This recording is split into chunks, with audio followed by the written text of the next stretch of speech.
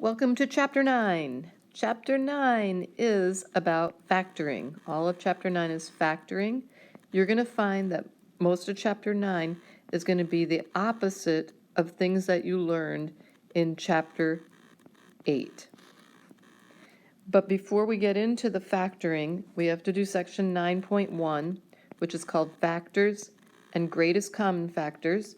This section is mostly a review of things you've had last year, so it should look very familiar. Starting out with a review of what is prime and what is a composite number. So you need to know these definitions, that a prime number is a whole number greater than 1, whose only factors are 1 and itself. A prime number only has 2 factors, 1 and itself. Examples of prime numbers are these numbers, 2, 3, 5, 7, 11. These numbers will only have the factors like 7.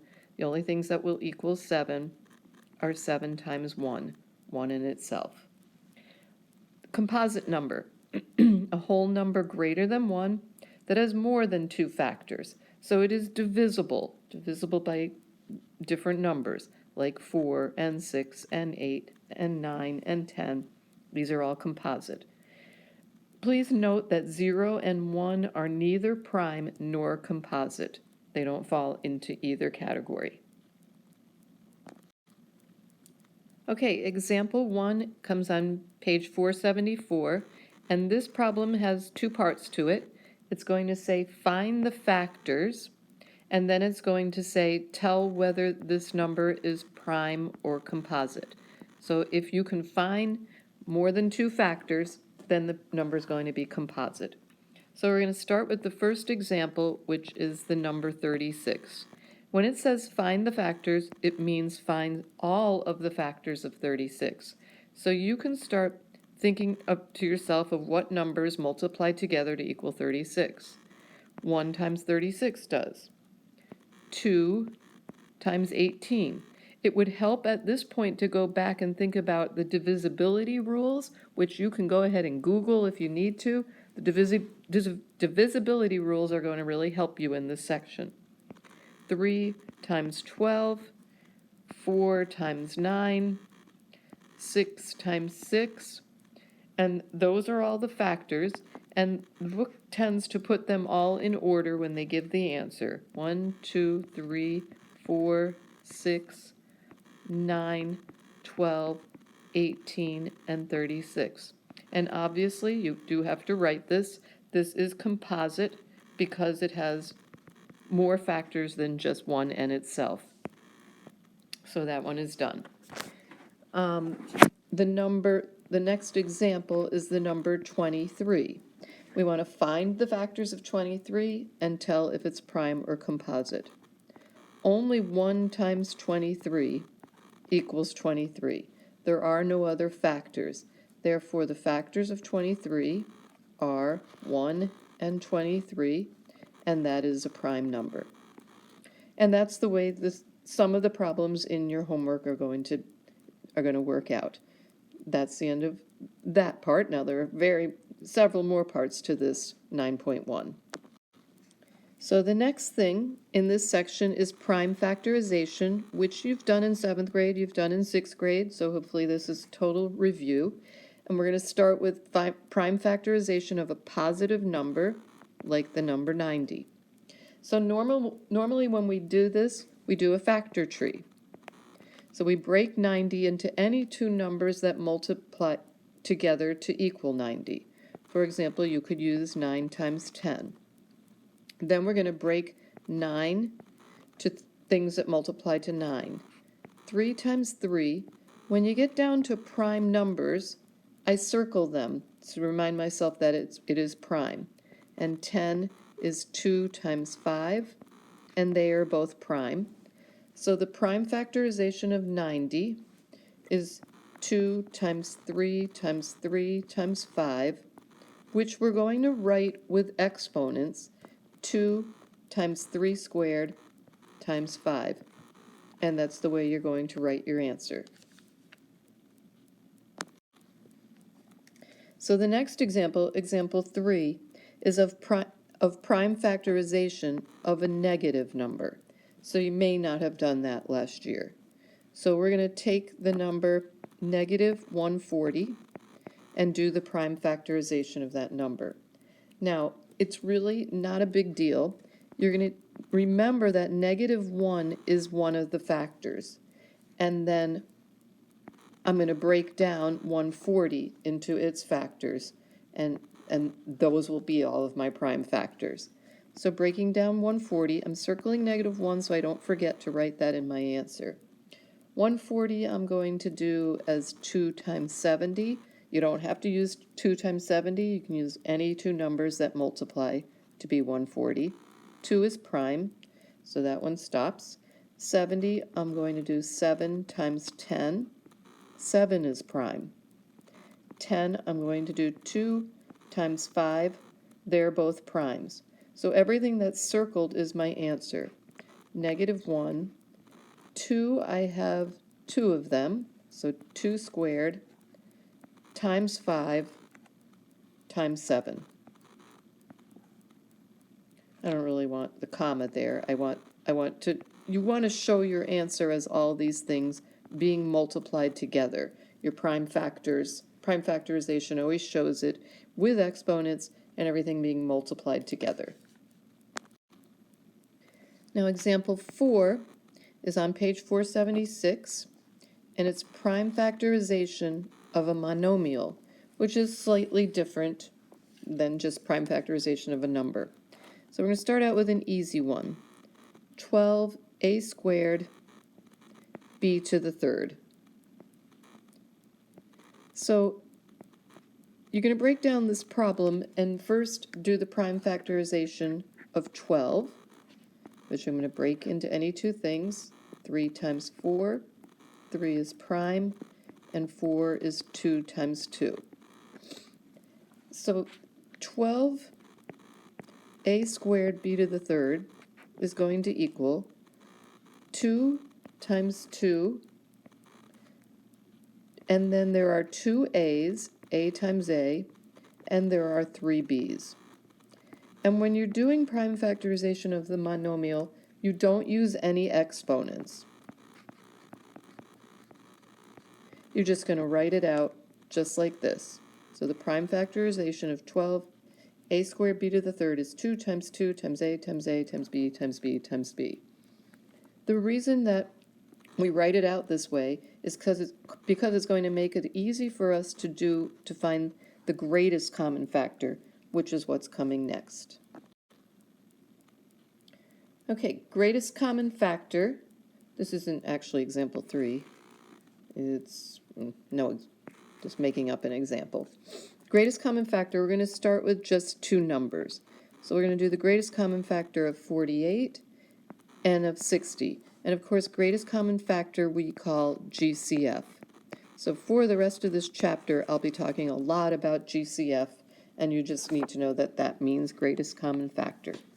So I'm going to find the prime factorization. In order to do this, we find the prime factorization of 48.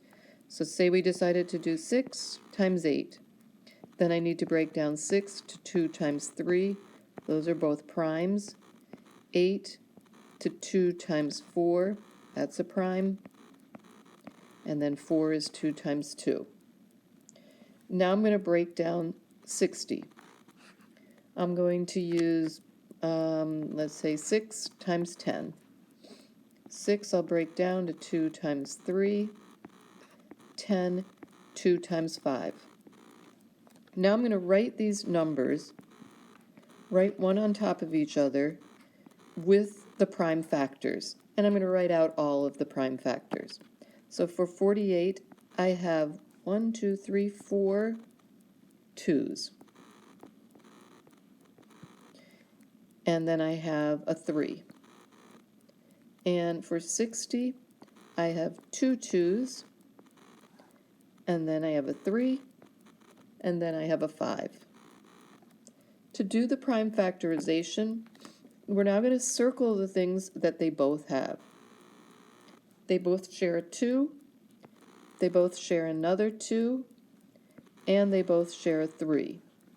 Now we'll write down the things that they share. A 2, another 2, and a 3 are the numbers that they share. And now we multiply all those together. 2 times 2 is 4, times 3 is 12. So our answer is 12. 12 is the GCF of 48 and 60. What does it mean? 12 is the greatest factor that they both have in common. If you were to write out all of their factors, 12 would be the greatest one that they both have in common. Okay, example 5a wants me to find the GCF of 15 and 16. Well, 15 has the factors 3 and 5. 16 has the factors 4 and 4, which is 2, 2, 2, 2. When I write this out, 15 being 3 and 5, 16 being 2, 2, 2, 2, I'm looking now to try to circle the numbers that they have in common, and they don't have any in common. So when they don't have anything in common, we say that the GCF is just 1. The greatest common factor between 15 and 16 is the number 1. That would be the only factor that they have in common.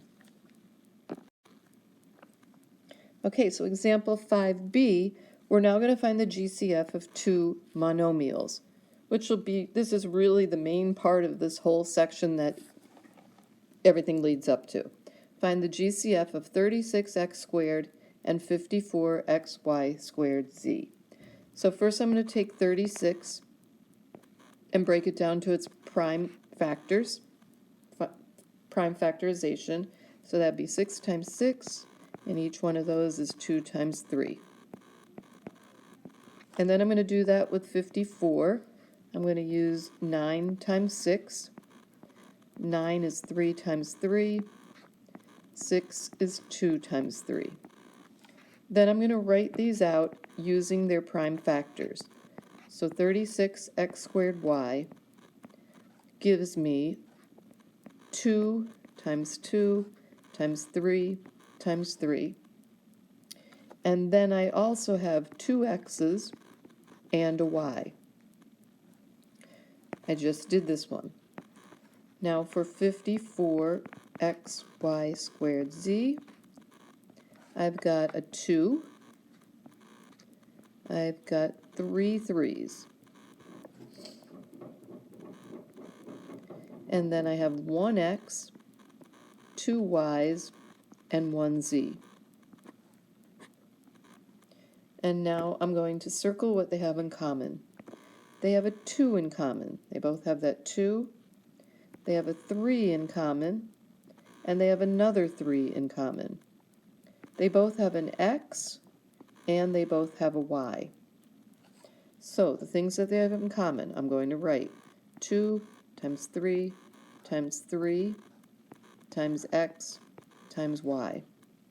So that is, now we're going to multiply them together. So 2 times 3 is 6, times 3 is 18, x, y. And that is the GCF of those two numbers. That's your answer.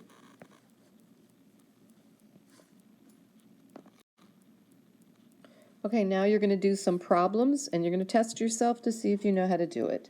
So starting with number 1, find all the factors and then tell whether it's prime or composite for 112. So pause me, go ahead and do it.